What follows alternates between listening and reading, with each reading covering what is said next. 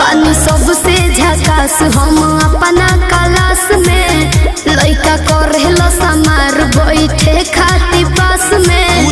सभे करेला बड़ाई हम केने केने जाई केहू कहे अमर पाली केहू लूलिया